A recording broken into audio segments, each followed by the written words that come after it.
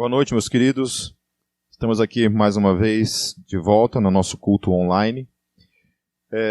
Dando continuidade à série de pregações no livro de Gênesis, o tema do que eu vou tratar hoje é princípios para as relações familiares. Então, enquanto isso, você pode abrir na sua Bíblia, lá em Gênesis, no capítulo 30, dando continuidade à pregação de domingo passado, nós estamos tratando a história de Jacó. Ok? Vamos lá? Vamos orar antes? Feche seus olhos onde você estiver. Senhor Deus, nós colocamos esse momento diante do Senhor, colocamos essa ministração, Pai, a Tua palavra diante do Senhor. Os princípios, Deus, que estão nela, possam vir em encontro ao nosso coração, Deus, trazendo edificação sobre a Tua igreja, Senhor. Muito obrigado, Deus, por esse privilégio, Senhor, por essa ferramenta, Senhor, que mesmo diante dessa pandemia, Senhor, de tudo que está acontecendo no mundo todo, Senhor, a Tua igreja pode estar, Senhor, de alguma forma sendo edificada, Senhor, e vivenciando, Pai, mesmo que por um momento online, Senhor, a gente pode ter esse tempo de comunhão juntos, Senhor Jesus, compartilhando a Tua palavra, Senhor. Por isso, Deus, fale ao nosso coração nessa noite. Precisamos que o Teu Espírito fale, Senhor, porque quando o Teu Espírito fala, Senhor, ali há liberdade. Em nome de Jesus, Senhor, nós oramos. Amém. Amém, queridos? Então, assim, a gente estava vendo domingo passado a respeito de Jacó e as mulheres de Jacó, e ainda estamos, então, dando continuidade nessa história, em tudo que envolve a vida desse personagem bíblico, que é Jacó, e também os seus filhos e a sua esposa. Amém? Então eu vou tratar nessa noite sobre 9 princípios que a gente pode extrair na vida dessa família para as nossas vidas como família. Amém? Então vamos lá, a partir do versículo 25. Gênesis capítulo 30, versículo 25. Diz assim o texto: Depois que Raquel deu à luz José, Jacó disse a Labão: Deixe-me voltar para minha terra natal. Dê-me as minhas mulheres, pelas quais o servi, e os meus filhos, e partirei. Você bem sabe quanto trabalhei para você. Mas Labão lhe disse: Se mereço sua consideração, peço-lhe que fique. Por meio de adivinhação, descobri que o Senhor me abençoou por sua causa. E acrescentou: Diga o seu salário, e eu lhe pagarei. Jacó lhe respondeu: Você sabe quanto trabalhei para você e como os seus rebanhos cresceram sob os meus cuidados. O pouco que você possuía antes da minha chegada aumentou muito, pois o Senhor o abençoou depois que vim para cá. Contudo, quando farei algo em favor da minha própria família? Então Labão perguntou: Que você quer que eu lhe dê? Não me dê coisa alguma, respondeu Jacó. Voltarei a cuidar dos seus rebanhos se você concordar com o seguinte: Hoje passarei por todos os seus rebanhos e tirarei do meio deles todas as ovelhas salpicadas e pintadas, todos os cordeiros pretos e todas as cabras pintadas e salpicadas. Eles serão o meu salário, e a minha honestidade dará testemunho de mim no futuro. Toda vez que você resolver verificar o meu salário, se estiver em meu poder alguma cabra que não seja salpicada ou pintada, e algum cordeiro que não seja preto, poderá considerá-los roubados. E disse Labão: De acordo, seja como você disse. Naquele mesmo dia, Labão separou todos os bodes que tinham listras ou manchas brancas, todas as cabras que tinham pintas ou manchas brancas, e todos os cordeiros pretos, e os colocou aos cuidados de seus filhos. Afastou-se então de Jacó a distância equivalente a 3 dias de viagem, e Jacó continuou a apacentar o resto dos rebanhos de Labão. Jacó pegou galhos verdes de estoraque, amendoeira e plátano, e neles fez listras brancas, descascando-os parcialmente e expondo assim a parte branca interna dos galhos. Depois fixou os galhos descascados junto aos bebedouros, na frente dos rebanhos, no lugar onde costumava beber água. Na época do cio, os rebanhos vinham beber e se acasalavam diante dos galhos, e geravam filhotes listrados, salpicados e pintados. Jacó separava os filhotes do rebanho dos demais e fazia com que esses ficassem juntos dos animais listrados e pretos de Labão. Assim foi formado o seu próprio rebanho, que separou do de Labão. Toda vez que as fêmeas mais fortes estavam no cio, Jacó colocava os galhos nos bebedouros em frente dos animais para que esses se acasalassem perto dos galhos. Mas se os animais eram fracos, não os colocava ali. Desse modo, os animais fracos ficavam para Labão e os mais fortes para Jacó. Assim, o homem ficou extremamente rico, tornando-se dono de grandes rebanhos e de servos e servas, camelos e jumentos. Agora no capítulo 31, Jacó, porém, ouviu falar que os filhos de Labão estavam dizendo: Jacó tomou tudo que o nosso pai tinha e juntou toda a sua riqueza à custa do nosso pai. E Jacó percebeu que a atitude de Labão para com ele já não era a mesma de antes. Então havia se passado praticamente 20 anos que Jacó estava na casa do sogro, vivendo ali junto com a família e com o sogro. O primeiro princípio, então, que a gente vê aqui é essa questão das relações familiares que ficam se desgastando com o tempo quando você não obedece um princípio básico. O primeiro princípio, na verdade, que a Bíblia estabelece para toda a família, ali em Gênesis, no capítulo 2, versículo 24, o texto diz assim: Portanto, deixará o homem o seu pai e a sua mãe, e apegar-se-á a sua mulher, e serão ambos uma carne. Amém? Então, o que estava acontecendo ali? Jacó estava ali trabalhando, primeiramente, trabalhou 7 anos por causa de Raquel, né? Depois de 7 anos, ele foi enganado pelo sogro, acabou casando com Lia. Depois de uma semana, ele acabou casando com Raquel, mas teve que ficar mais 7 anos trabalhando para estar com Raquel. Então, Labão, ele protelava essa independência na vida de Jacó. Jacó tinha ficado 14 anos, quando ele chega o tempo, então, que ele tinha trabalhado o suficiente para o sogro, e ele precisava, então, seguir a vida dele, com a família dele, sair, obedecer esse mandamento da parte do Senhor, que é, olha, quando você casa, não vai morar com pai e mãe, não faça essa loucura. Então, assim, a gente vê que muita gente acaba tendo que se submeter a uma situação como essa, por causa da necessidade financeira, por causa de uma situação financeira, que não lhe permite, muitas vezes, você, né, morar de aluguel em outro local, pagar um aluguel, né, e não tem uma casa própria, alguma coisa, e muita gente se vê nessa situação de que ter que morar com pai, com mãe. Né. Então esse é um princípio aqui que Jacó está tentando de alguma forma romper para viver a sua vida, mas o seu sogro então lhe faz uma proposta, ele aceita essa proposta. Mas ainda que o sogro lhe faz essa proposta, a gente vê que esse princípio, ele é um princípio muito real, muito concreto, que acontece mesmo na nossa vida. Essa história de casar e ficar morando com pai e mãe desgasta as relações, afeta o casamento. Então o primeiro princípio que a gente pode destacar aqui nesse texto é esse princípio da independência.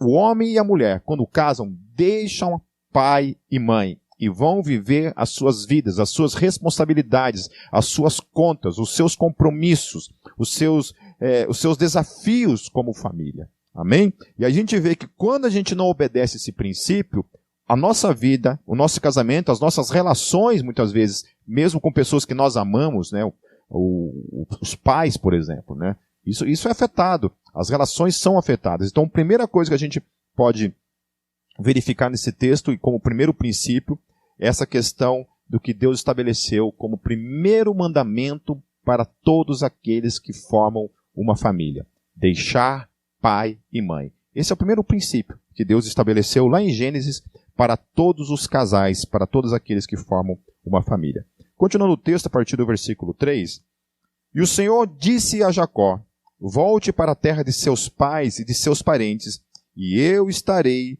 com você. Então, o segundo princípio para as relações familiares é que nós devemos, todos nós, ouvir Deus. Deus tem que ser aquele que está direcionando nossas vidas dentro de um casamento. O casamento, as relações, principalmente quando você está ali na casa dos seus pais, você quer formar uma nova família, você encontra alguém na sua família, Deus precisa ser a direção, Deus precisa confirmar essa relação, Deus precisa estar na frente dessa relação. Então na vida de Jacó foi assim, ele vai para aquela terra diante de um direcionamento da parte de Deus, ele está servindo ali, e quando ele vai sair dessa situação, em obediência a Deus, ele está o tempo todo ali sendo direcionado da parte de Deus. Ele toma essas atitudes, as ações, movidas pela palavra de Deus, pelo que Deus fala ao coração dele. Ou seja, ele não vive que nem uma barata tonta, perdido, certo? Ele não é um marido que não sabe para onde vai, não sabe o que Deus quer da vida dele. Então, o segundo princípio para toda a família é que toda a família tem que andar debaixo da direção de Deus. Homens e mulheres precisam caminhar debaixo da direção de Deus. Ah, Pipe, eu não sei o que Deus quer da minha vida. Vai orar, meu querido. A gente vê que na vida de Jacó, a relação com Deus era presente na vida dele. Porque Deus só fala com aquele que ora, com aquele que busca. Amém? Se eu não oro, se eu não busco, Deus não vai falar comigo. Amém, queridos? Então esse é o segundo princípio. Ouça Deus. Haja sempre, caminhe sempre, busque sempre caminhar debaixo da direção de Deus. Continuando no versículo 4, então Jacó mandou chamar Raquel e Lia para virem ao campo onde estavam os seus rebanhos. E lhes disse, vejo que a atitude do seu pai para comigo não é mais a mesma, mas o Deus de meu pai tem estado comigo. Vocês sabem que trabalhei para o seu pai com todo o empenho, mas ele tem me feito de tolo, mudando o meu salário 10 vezes. Contudo, Deus não permitiu que ele me prejudicasse. Se ele dizia, as crias salpicadas serão o seu salário, todos os rebanhos geravam filhotes salpicados. E se ele dizia, as que têm listras serão o seu salário, todos os rebanhos geravam filhotes com listras. Foi assim que Deus tirou os rebanhos de seu pai e os deu a mim. E é interessante, né, essa questão do texto, porque a gente vê ali duas pessoas o tempo todo, uma tentando, de alguma forma, enganar o outro, né, passar a perna no outro. Né. Jacó, ele era um cara esperto, né, cheio de malandragem. Ele tentava, de alguma forma, ele colocava lá essas plantas aí na frente do bebedouro dos animais, para que os animais nascessem segundo aquilo que estava lá, né, no acordo dele com o sogro dele. Né. O quanto isso daí é uma coisa assim científica, eu não sei dizer. Né. Provavelmente era alguma coisa de nível sobrenatural, e Deus estava com a mão dele ali de alguma forma, abençoando a vida de Jacó por meio dessa forma. Né? E por outro lado estava Labão o tempo todo tentando enganar ele. Né? E o texto lá no versículo 41 desse capítulo vai dizer que Labão tentou enganar Jacó pelo menos umas 10 vezes. Depois vocês vão ver. Então, assim, era um conflito que estava ali há muito tempo, né? De um tentando passar a perna no outro, certo? Nesse momento, Labão só levava a pior, ele estava perdendo porque Deus estava do lado de Jacó, abençoando a vida de Jacó, porque olhava para o coração desse sogro, sabia da malandragem desse sogro, que esse sogro o tempo todo tentava intervir nessa independência de Jacó. Tem muitos pais que muitas vezes agem assim na vida dos filhos, né? Não aceitam que os filhos saiam de casa, deixam os filhos numa dependência financeira, né, nas suas vidas, não liberam os filhos de forma alguma para viverem as suas vidas e para viverem principalmente o chamado de Deus. Né? Eu conheço pais que interferem até mesmo no chamado de Deus para a vida dos filhos. Né? E isso é muito perigoso, meus queridos, sabe? Não interfira jamais no chamado de Deus para a vida dos seus filhos. Nós, quando consagramos nossos filhos, aqui na Gólgota a gente sempre costuma fazer uma consagração dos filhos, né? Consagramos a Deus nossos filhos. Então, assim, quando a gente faz esse processo de consagração aos filhos, nós estamos dizendo que nossos filhos não são nossos. Nossos filhos pertencem a Deus. Consagração é isso. Né? Consagrar é você dar isso a Deus, e isso não tem como você pegar isso de volta.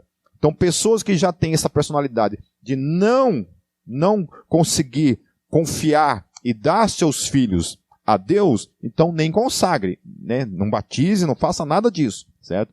Porque nossos filhos não são nossos. Amém? O meu filho não é meu, não é para mim, ele não foi criado para mim, ele foi criado para a glória de Deus. Nossos filhos foram criados para a glória de Deus. No versículo 10, continuando, Na época do acasalamento, tive um sonho em que olhei e vi que os machos que fecundavam o rebanho tinham listras, eram salpicadas e malhados. O anjo de Deus me disse no sonho, Jacó.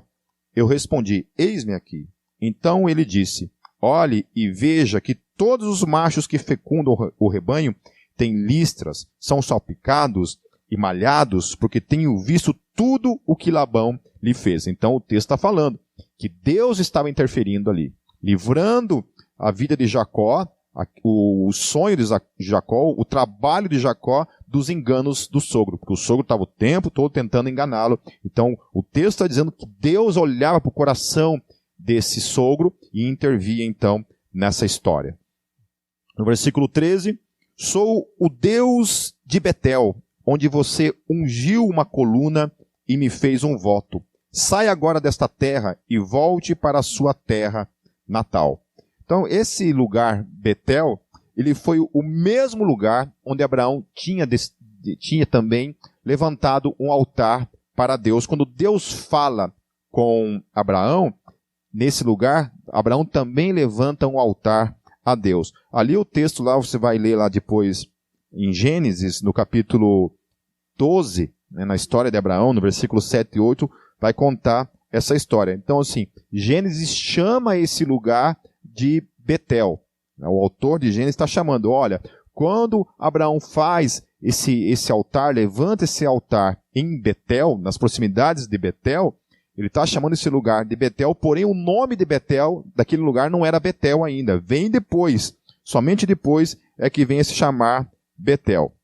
Depois vocês vão ver aonde que fala isso, tá? Lá em Gênesis 35 vai dizer isso. No versículo 15 diz assim, e chamou Jacó aquele lugar onde Deus falara com ele, Betel. Amém?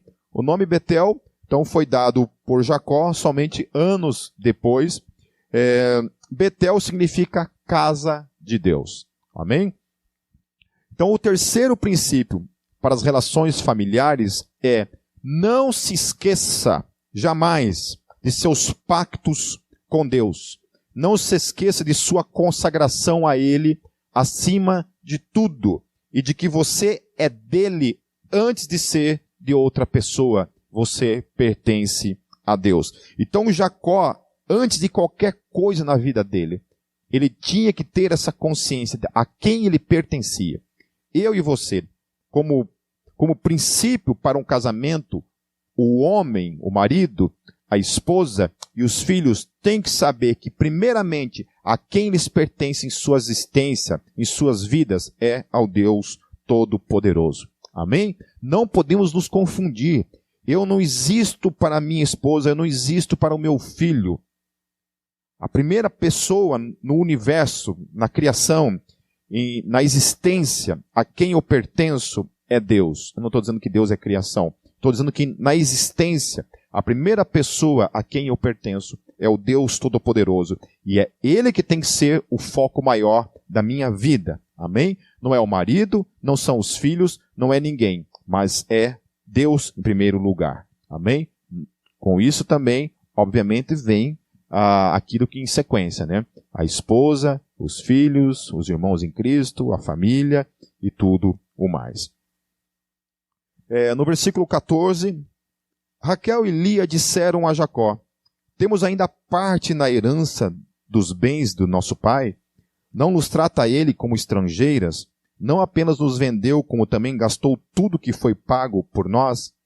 Toda a riqueza que Deus tirou de nosso pai é nossa e de nossos filhos. Portanto, faça tudo quanto Deus lhe ordenou. Então, aqui foi, com certeza, a primeira manifestação feminista na história da humanidade. Né? A gente estava vendo domingo passado que essas mulheres viviam dentro de uma cultura, né, onde elas se submetiam, elas não tinham muito direitos, né, e os direitos delas pertenciam ao pai. O pai fazia. Mas a gente vê que aqui o texto traz à luz que havia um rancor em relação a isso. Né? Havia uma certa mágoa pela forma como o pai tratava elas, como objetos. Né? E aqui vem à tona, então, toda essa questão. Olha, o nosso pai nos tratava como objetos. Ele nos tratava como pessoas estrangeiras, ele não nos tratava como filhas. Daí vem toda a questão da revolta em relação a isso, né? E isso é uma coisa que nós temos que tomar cuidado. Como que a gente trata os nossos filhos? Como que a gente trata os nossos filhos? Porque um dia isso vem, né? Tem um programa na televisão que eu gosto muito de assistir, não vou falar o nome aqui para não fazer vocês talvez perderem, né, a graça no programa, mas eu sempre vejo assim, o filho tratando o pai assim de uma maneira assim na frente de todo mundo, sabe? É um programa muito conhecido e é o tempo todo assim, sabe? Ele trata o pai assim de uma maneira assim áspera, né? E eu sempre comento isso com a Kátia e com o Gabriel, né? Quando a gente está assistindo. Falei, nossa, esse cara tem um problema com o pai dele, né? Tem algum problema não resolvido com o pai dele, porque o tempo todo ele é áspero com o pai, o tempo todo ele trata o pai de uma maneira bem áspera. E aí eu fico pensando, alguma coisa, algum momento na relação deles dois aconteceu lá atrás e isso vem à tona, né? Eu não estou justificando que pelo que aconteceu ele tem que tratar o pai dele dessa forma, né? Eu estou apenas tentando entender, né? Eu não sei as razões, não sei os motivos. Então tem que tomar todo cuidado em relação a isso. E aqui o texto está falando então que Raquel e Lia, as duas juntas, né, foram colocadas numa situação, viviam em pé de guerra, até mesmo por causa dessa situação que o pai as colocou, né, porque provavelmente se o pai não tivesse intervido nessa história, Jacó teria casado somente com Raquel, né, que não estava nos planos dele casar com Lia e nem com as servas, né, delas duas. Mas isso aí é uma outra história. Então o quarto princípio aqui, para as relações familiares, e que eu vou tratar, porque é uma coisa que muita gente às vezes tem dificuldade com isso, ouçam suas esposas. Amém? A primeira coisa que Jacó faz aqui é chamá-las. Chamar as duas para uma conversa e falar assim, olha, está acontecendo isso. Teu pai está tentando me enganar já faz tempo, né? Eu já trabalhei pra caramba, já fiz muita coisa para ele, e ele continua tentando me enganar. O que vocês acham? Eu quero ir embora. Eu quero ir viver as nossas vidas. Eu quero pegar nossas famílias e ir para onde Deus mandar. Quero obedecer a Deus, o chamado de Deus. Então ele vai ouvir suas esposas, vai ouvir o conselho das suas esposas. E graças a Deus as esposas entram em concordância com aquilo que Deus já havia falado com eles, né? Lá em 1 Pedro, no capítulo 3, no versículo 7, eu queria ler esse texto, porque esse texto é um texto que adverte a mim e a você, marido, que está assistindo nessa noite. 1 Pedro, capítulo 3, versículo 7. O texto diz assim, do mesmo modo, vocês, maridos, sejam sábios no convívio com suas mulheres e tratem-nas com honra, como parte mais frágil e co-herdeiras do dom da graça da vida, de forma que não sejam interrompidas as suas orações. Então assim, queridos, se você não quer que Deus feche os ouvidos para as suas orações, trate bem sua esposa, sabe? Procure o conselho da esposa, ore com a esposa, veja o que ela acha. Né? Esses dias eu estava aconselhando um casal que está diante de uma decisão de tomar uma decisão, aí não vou falar detalhes para não expor ninguém. Mas precisa tomar uma decisão tal, e ele conversando comigo, ela junto, né, ele falando, não, porque eu acho isso, né, é um pouco arriscada a decisão que eles têm que tomar, né, envolve um passo que envolve mobilização e alguns riscos nessa decisão. Beleza, eu ouvi ele bastante, né, ele terminou de falar, a primeira coisa que eu fiz foi virar para ela, falei assim, e você? O que você acha de tudo isso que ele falou? Você está em concordância com isso que ele falou?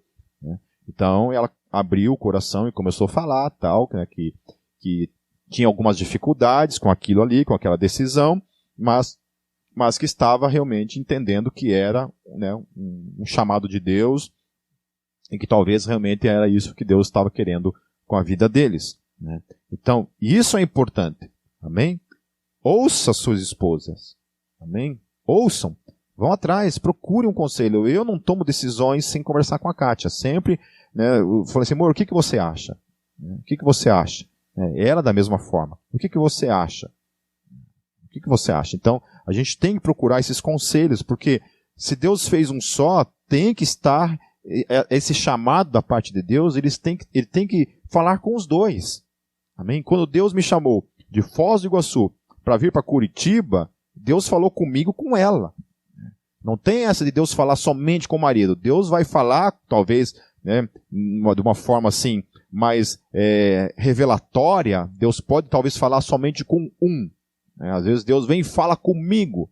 E eu, ao compartilhar com a minha esposa, se aquilo realmente vem da parte de Deus, aquilo tem que estar em concordância com o coração dela. Então, se é uma questão de uma decisão, eu orei, Deus falou, eu chego para minha esposa e falo, olha, Deus falou comigo, isso, mas eu quero saber como é que está o teu coração em relação a isso. O teu coração está em concordância? Testifica com isso que eu estou falando?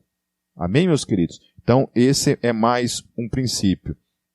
Né? Eu teve uma época que a Kátia estava passando por um momento bem crítico. A gente ainda morava em Foz do Iguaçu e nós tínhamos tomado uma decisão assim, né? Falei, olha, vamos dar mais uma chance para nós, vamos conversar com uma pessoa, né? E vamos ver o que acontece ali. Senão, não tem mais como continuar dessa forma, né? Essas coisas de início de casamento, de ajustes de casamento, né? E estava lá. E eu fui conversar com um pastor, que era um professor de seminário, né? Que a gente tinha conhecido no seminário. E nessa conversa com ele, sabe, ele abriu os meus olhos. Ele falou assim, falei, Pipe, você precisa entender que tudo que a Kátia te fala, né, que muitas vezes te irrita, deixa você brabo, né, deixa você irritado, coisa desse tipo, nada do que ela fala é para o teu mal. Tudo o que ela quer é o teu bem. Amém? Então, isso ali, naquele momento, me abriu os olhos. Me fez enxergar assim a Kátia de uma outra maneira, e naquele dia, aquele conselho vindo da parte daquele pastor salvou o nosso casamento. Salvou o nosso casamento, sabe?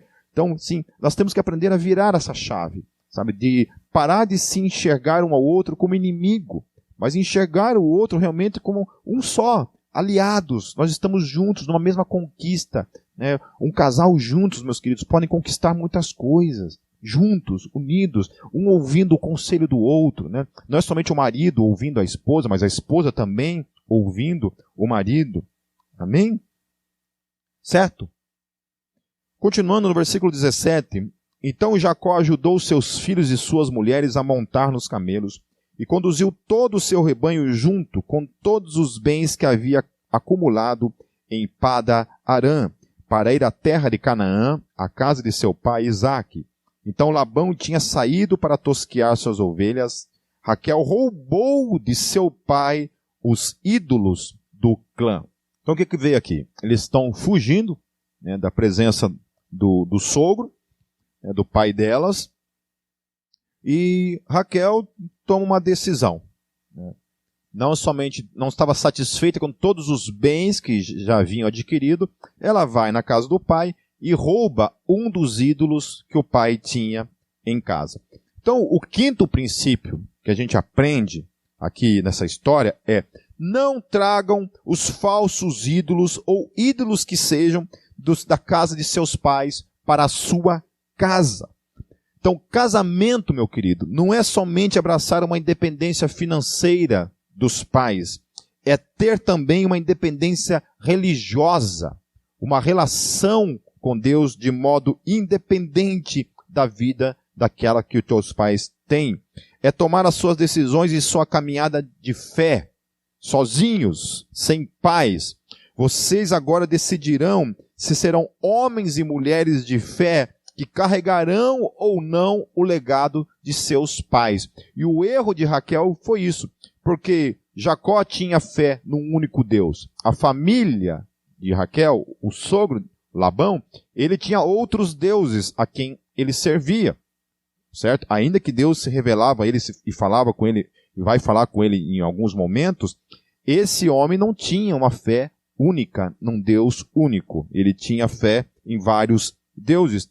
Aí Raquel traz essa espiritualidade, rouba essa espiritualidade, tenta trazer essa espiritualidade para dentro da casa dela.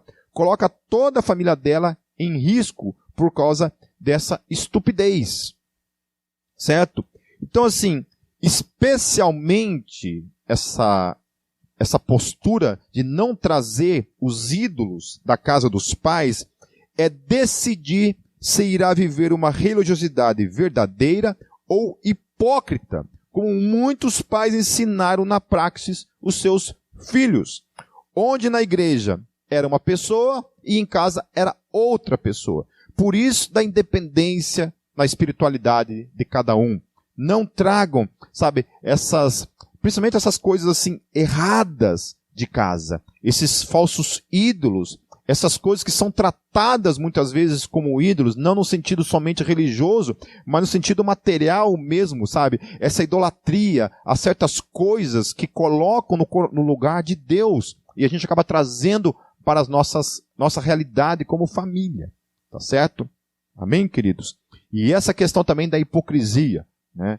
Onde a gente vê quando criança que o pai ou a mãe na igreja são pessoas assim fervorosas, cheias do Espírito Santo, gente, né, que toma todo o cuidado não falar, mas em casa o cara ou ela é o Satanás, né? Vira o demônio em casa, né? E aí, não somente com os filhos, né? Ou a esposa com o marido, ou o marido com a esposa, e a gente conhece muitas dessas histórias, tá certo? Por que traz isso para casa? Né? Porque não tem uma vida de verdade com Deus. Não vive uma vida realmente com Deus, não conhecem Deus, não caminham com Deus. Ou se caminham, essas próprias pessoas trouxeram talvez da sua casa, da cultura da sua casa, esses ídolos, né, da violência, da falta de diálogo, dessas feridas, dessas idolatrias, né, por coisas, né, ao invés de amar pessoas, traz esse amor por coisas para dentro de casa. Então, o quinto princípio é isso: não tragam para suas casas os ídolos dos seus pais. Amém? A não ser que seja o Deus Todo-Poderoso. Aí sim, naquilo que é legado, que vem da parte de Deus, imitem seus pais. Amém. Aleluia. Se vocês têm pais fervorosos, pais que não são hipócritas, pais que procuram realmente viver com Deus, eu não estou dizendo de pais perfeitos, porque isso não existe, né? Eu e minha esposa provavelmente somos, né, os mais imperfeitos, não somos perfeitos, né? E muitas vezes a gente teve que sentar com o nosso filho e pedir perdão por coisas que fizemos de errado, erramos, mas assumimos o erro e dizemos assim: não nos imite nisso. Por favor, seja diferente nesse aspecto. A gente tem tentado mudar isso na nossa vida, mas não nos imite. Então, queridos, não abracem esses ídolos que são contrários à fé cristã, que vêm e que destroem a família. Amém? Então, cada um sabe de si e sabe das realidades que cada um vivencia ou vivenciou em sua família. Por exemplo, questões culturais mesmo, né? Na minha infância eu lembro muito bem como é que meu pai agia dentro de casa, né? As coisas, então, não é que ele também só tinha desgraça, né? Tinham coisas boas, mas tinham coisas assim que eu tomei para mim assim: olha, eu não quero imitá-lo nisso. Isso é o que eu não quero para minha vida. Eu não quero trazer isso para dentro do meu casamento.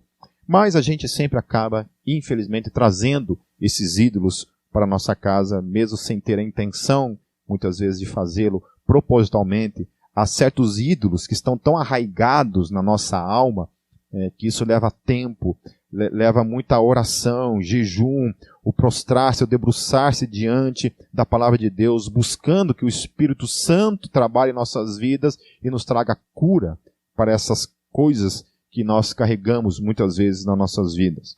No versículo 20, foi assim que Jacó enganou a Labão, o arameu, fugindo sem lhe dizer nada.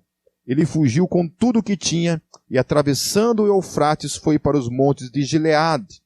Então, o sexto princípio que a gente também vê aqui é: sempre resolvam os seus problemas familiares, não fujam deles. No que depender de vós, a Bíblia fala, tende paz com todos. Então, assim, o que a gente conhece de gente que casou para fugir de casa? Eu já tive vários casamentos, queridos, que eu fiz, casou, amo sim. É isso que quer, sim, é isso que eu quero da minha vida. O amor da minha vida, né? Encontrei finalmente o amor da minha vida, é isso que eu quero pro resto da minha vida. Né? De repente, de amor da minha vida, o que eu projetei para minha vida, vira: não, Pipe, eu casei só para sair de casa. Casei só para sair de casa. É ou não é uma sacanagem? É ou não é uma sacanagem? É ou não é uma falta de responsabilidade uma pessoa fazer uma coisa como essa? Né?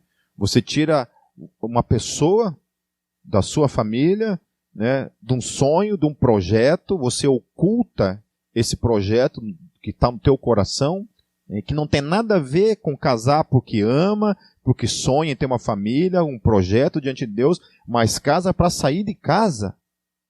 Certo? E eu já conheço muita gente que fez isso, gente. Casamentos que se acabaram por causa disso.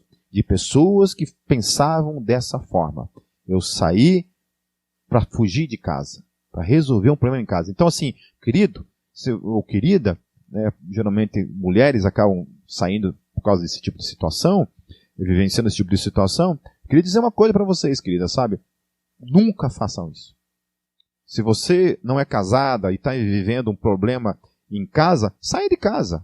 Mas não case para sair de casa. Case. Saia de casa. Vai viver uma experiência fora de casa primeiro. Sabe? Viver a tua vida. Sabe? Para que quando você casar, né, aí não vai ser esse o motivo pelo qual vai te motivar a sair, a formar uma família, por exemplo. Ok? Então muita gente acaba vivenciando essa realidade. Isso é muito triste. Né? E aqui a gente vê que Jacó, ao invés de ele se resolver com o sogro dele, ele simplesmente sai de casa.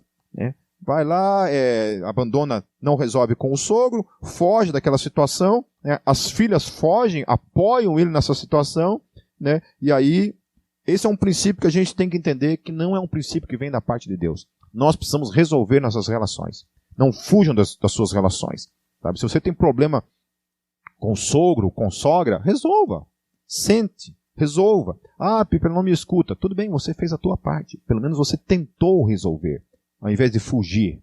Amém? Porque tem de gente que tem um problema com a sogra, não consegue olhar na cara da sogra, né? Ou do sogro, né? Não é somente sogra, mas também o homem, né? Sogro, né? Com as famílias, né? E não consegue resolver isso. Né? E fica impedido de ter uma relação familiar em detrimento à falta de habilidade para resolver os seus problemas. A partir do versículo 22, 3 dias depois, Labão foi informado de que Jacó tinha fugido. Tomando consigo os homens de sua família, perseguiu Jacó por 7 dias e o alcançou nos montes de Gileade. Então de noite Deus veio em sonho a Labão, o arameu, e advertiu: cuidado, não diga nada a Jacó, não lhe faça promessas nem ameaças. Olha só o cuidado de Deus com a vida de um eleito. O cuidado de Deus com a vida de Jacó. Tremendo isso, né? Labão, provavelmente com sangue nos olhos, ali, indo atrás de Jacó e com o intento, provavelmente, de matá-lo, né? Deus aparece em sonho a Labão e adverte: olha, não toque nele. E não fale nada para ele ainda por cima. Então, Labão alcançou Jacó, que estava acampado nos montes de Gileade. Então Labão e os homens se acamparam ali também. Ele perguntou a Jacó: que foi que você fez? Não só me enganou, como também raptou minhas filhas como se fossem prisioneiras de guerra, como se as filhas fossem dele. Né? Por que você me enganou, fugindo em segredo, sem avisar-me? Eu teria celebrado a sua partida com alegria e cantos ao som dos tamborins e das harpas. Então isso é também interessante, né? Porque às vezes também a gente acha que é uma coisa muito complicada de ser resolvida. E às vezes você sentando e resolvendo, você vê que não é nada daquilo, né? Não é nada disso. Quantas vezes eu imaginava certas situações assim maiores do que eram, né? Com receio de resolver, e sentou e conversou, pronto, a coisa era pequena, nem era daquela dimensão, né? Não era tão grande assim, e a coisa foi resolvida, simplesmente por uma conversa. E aqui, se Jacó tivesse procurado o sogro dele, tudo isso tinha se resolvido, tinha saído debaixo da bênção, né? Pelo menos nas palavras de Labão, né? O que está sendo dito aqui. Se ele está mentindo, daí já é uma outra coisa. Você sequer me deixou beijar meus netos e minhas filhas para despedir-me deles. Você foi insensato. Tenho poder para prejudicá-los, mas na noite passada, o Deus do pai de vocês me advertiu. Então não é o Deus dele, era o Deus do pai dele, de Jacó. O Deus do pai de vocês me advertiu: cuidado, não diga nada a Jacó, não lhe faça promessas nem ameaças. Agora, se você partiu porque tinha saudade da casa de seu pai, porque roubou meus deuses. Aí vem a situação em que Raquel colocou eles. Jacó respondeu a Labão: tive medo, pois pensei que você tiraria suas filhas de mim à força. Então, às vezes, essa questão do medo também é uma coisa interessante, né? Às vezes o medo, ele nos impede de resolver situações. Porque eu, por exemplo, né? Às vezes a gente se enfia numas frias, a gente fala umas coisas, né? E a gente fica com medo de sentar com a pessoa e ouvir a pessoa. Isso é normal, né? Mas sempre que eu fui impedido pelo medo de resolver uma situação, eu piorei a situação. Depois, quando foi para resolver, a coisa ficou muito maior ainda. Quando você tivesse resolvido naquele momento, as coisas tinham sido muito mais fáceis. Então tome cuidado, não deixe o medo assumir essas questões. Quanto aos seus deuses, quem for encontrado com eles não ficará vivo. Na presença dos nossos parentes, veja você mesmo se está comigo qualquer coisa que lhe pertença, e se estiver, leve-a de volta. Ora, Jacó não sabia que Raquel os havia roubado. Então, o sétimo princípio, meus queridos, não tenham segredos escondidos. Não tenham segredos com suas esposas. Não tenham segredos com seus maridos. Amém? Não tenham segredos assim ocultos, sabe? Revele tudo em nome de Jesus. Vocês vão perceber que é muito mais fácil lidar com as coisas, porque esconder coisas sempre vai concluir e denotar em coisas danosas para qualquer relação. Não esconda, converse, por pior que seja. Converse, sabe? Olha, eu tenho esse problema nessa área, eu tenho esse vício, eu tenho essa dificuldade, sabe? E a outra coisa que eu digo para aqueles que também se colocam nessa situação de abrirem suas vidas e confessarem seus problemas, seus erros, suas dificuldades, é que aquele que escuta essa dificuldade tem que tomar todo cuidado nesse momento para não blindar essa oportunidade, simplesmente não tentando compreender, no mínimo compreender. Obviamente que há situações em que isso chateia, isso traz talvez surpresas, isso traz choques, né? Desapontamentos, frustrações, depende, né? A gente teve, eu lidei várias situações assim, por exemplo, a esposa, ou até mesmo a namorada, né? Descobrir que o namorado ou o marido, depois, né, de um tempo de relação, né, descobrir que o marido, por exemplo, é viciado em pornografia. Né? Mas isso porque descobriu por si mesma, viu uma situação e acabou descobrindo. Né? E aí, claro, complicado. Então, a pessoa se desespera, né? A pessoa fica desesperada realmente, né? Porque às vezes lidar com isso não é uma coisa muito fácil. Né? Então, são situações que poderiam ter sido evitadas, né? Se tivessem sido confessadas, tivessem sido ditas: olha, eu tenho um problema com isso, estou tentando me libertar disso, estou em busca de libertação para isso, mas me ajude.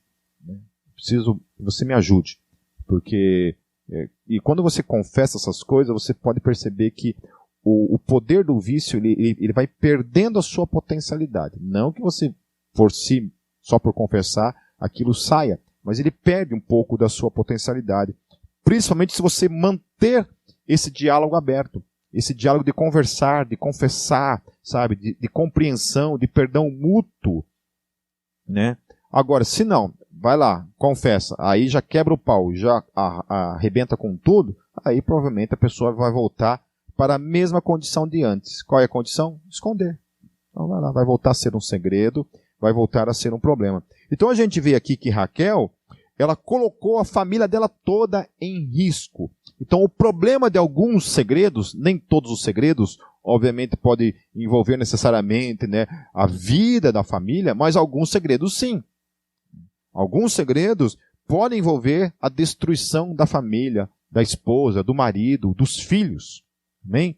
Então, assim, queridos, deixem aberta essa porta, esse canal de diálogo entre vocês como família, em nome de Jesus. Esposas e maridos, conversem sobre tudo. Conversem sobre pornografia, conversem sobre vícios, quaisquer que sejam. Entendeu? Talvez um vício de consumismo, né?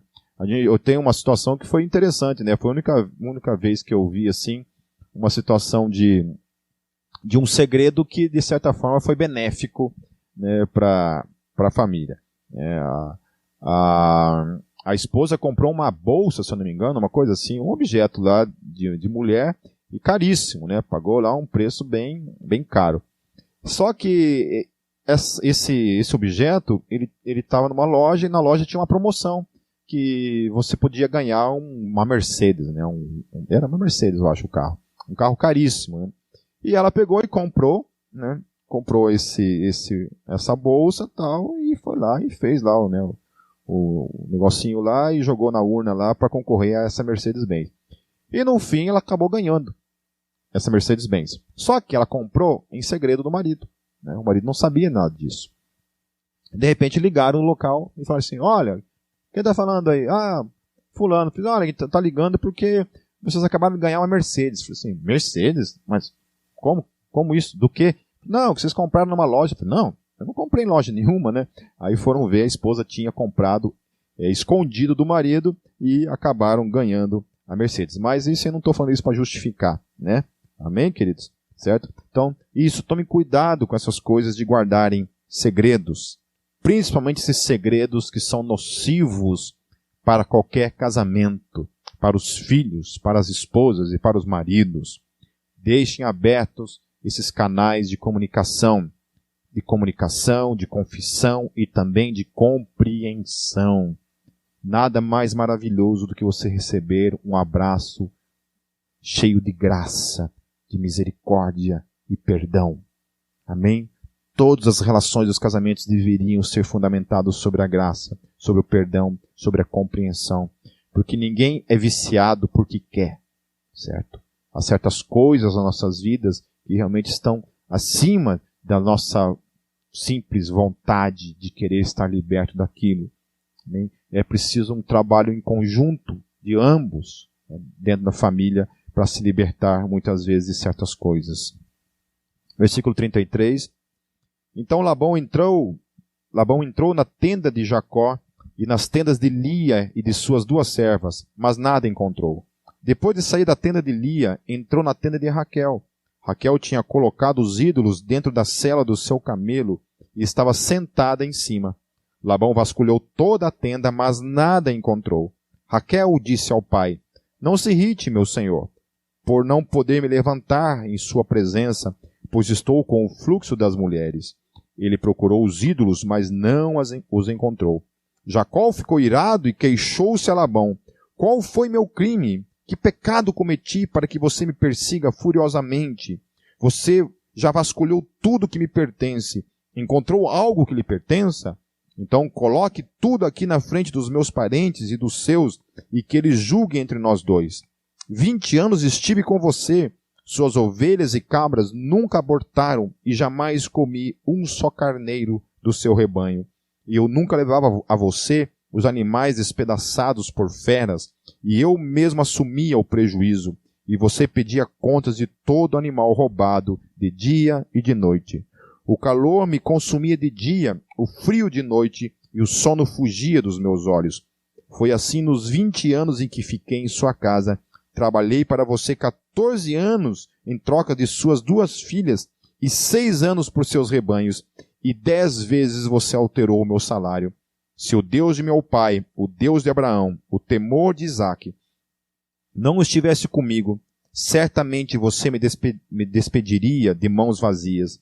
Mas Deus viu o meu sofrimento e o trabalho das minhas mãos, e na noite passada ele manifestou a sua decisão.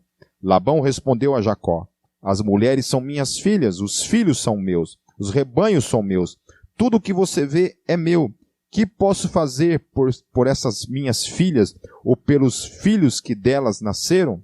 Então, a gente vê aqui essa questão de Labão, né? Labão era um cara que eu acho que não entendia muito como as coisas funcionavam, né? Ele ainda achava que tudo que estava ali nas mãos de Jacó pertenciam a ele, né? Ele fala: olha, são os meus filhos, são os meus netos, são as minhas ovelhas, são os meus cabritos, né? E quando não era verdade, não pertencia mais a ele. Já era uma outra família, pertencia a uma outra família, não tinha nada mais a ver com a história dele. Isso também traz uma questão também, né, para a nossa vida também. Eu não vou trazer isso como princípio agora, mas é uma coisa também, né? Essa questão de muitos pais que gostam de se meter na vida dos filhos, como se os filhos ainda pertencessem somente a eles, né? Não conseguem aceitar, né, que o filho agora tem uma vida de independência, vai lá e se mete na vida do filho, no casamento do filho, acaba destruindo ainda mais, né? Conhece essa história? Né?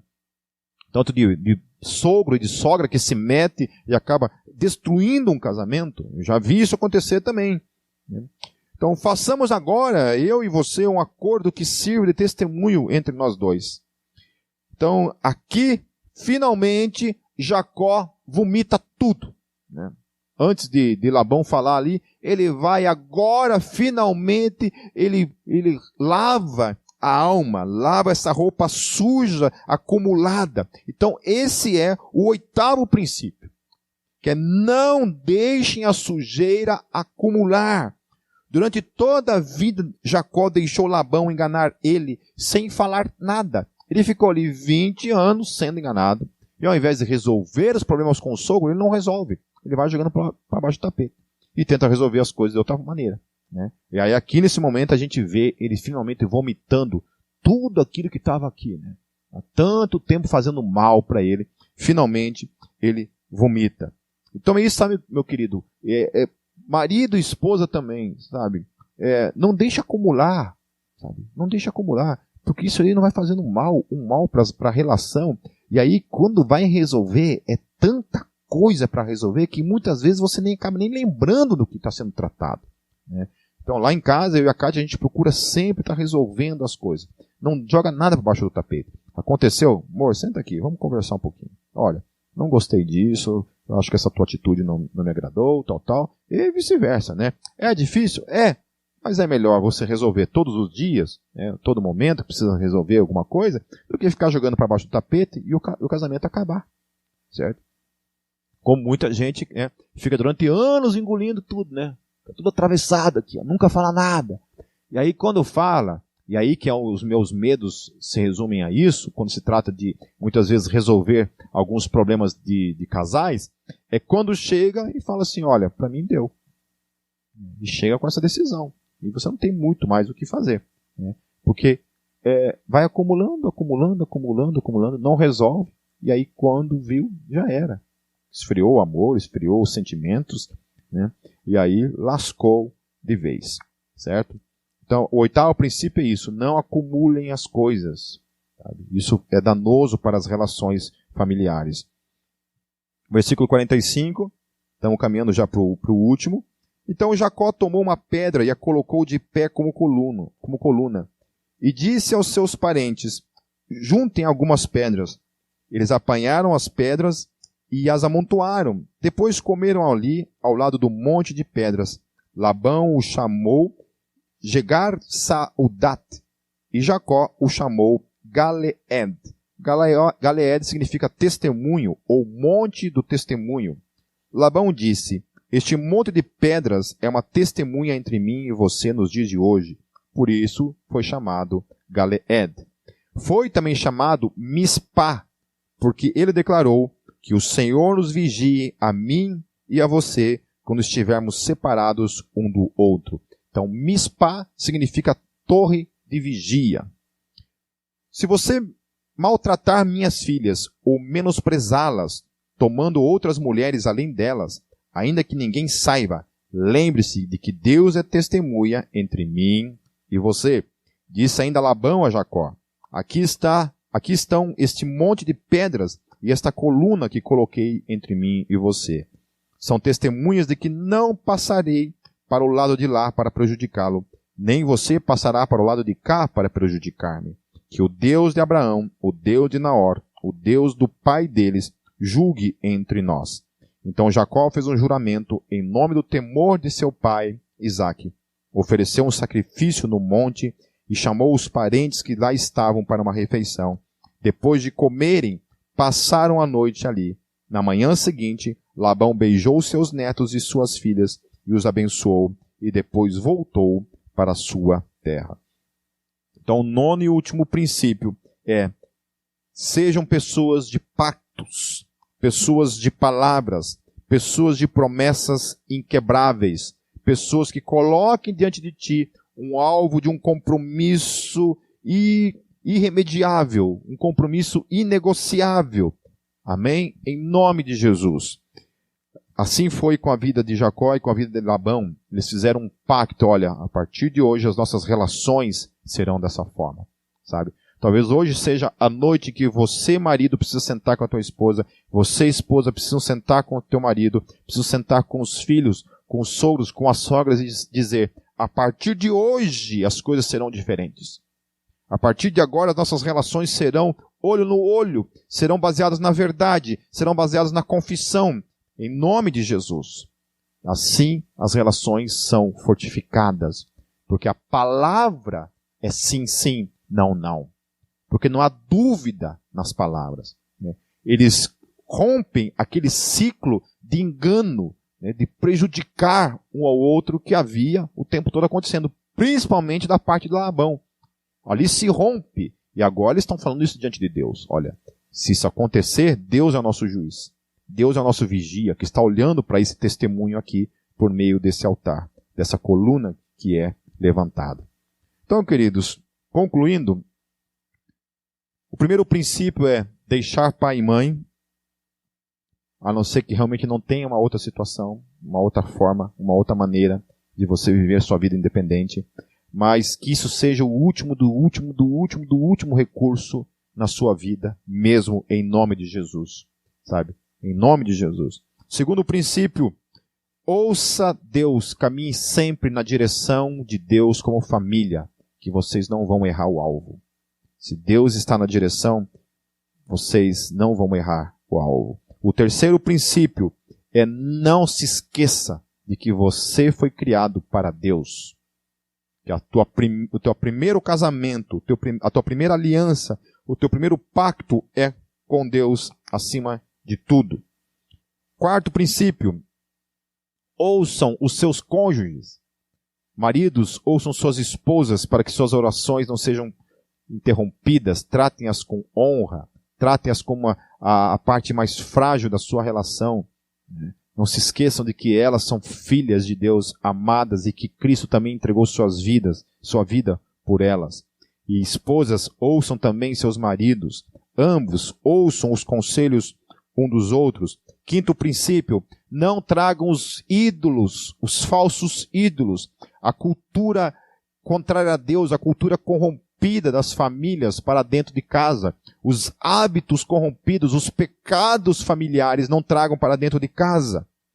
Sexto princípio, sempre resolvam os seus problemas familiares, não fujam deles. No que depender de vós, tende paz com todos, seja com sogra, seja com sogro, seja com irmão, seja com irmã, seja com esposa, seja com marido, seja com os filhos, com quem quer que seja. Resolva os seus problemas ao invés de fugir deles. Sétimo princípio, não tenham segredos um com o outro em nome de Jesus. Não tenham segredos. Resolvam, confessem, falem o que precisa ser falado, mas não mantenham isso escondido em nome de Jesus. O oitavo princípio, não deixem a sujeira acumular.